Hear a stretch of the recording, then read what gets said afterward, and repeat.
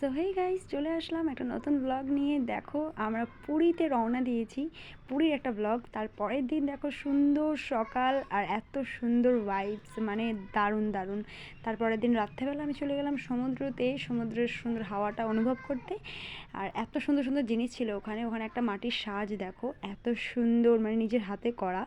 তারপরে পরের দিন আমরা চলে গিয়েছিলাম নৌকা করে চিল্কা লেক, যেটা আমাদের দুটো নৌকা, আমরা টোটাল 24 জন গিয়েছিলাম, দুটো নৌকা বুক করা হয়েছিল। আর এত সুন্দর, ওখানে যেন খাবার আলাদাভাবে পাওয়া যাচ্ছিলো, পাখিকে খাবার দিলে আর পাখিগুলো সব আসতো। এত মজা হয়েছিল, মানে তোমরা গেলে হয়তো বুঝতে পারবে।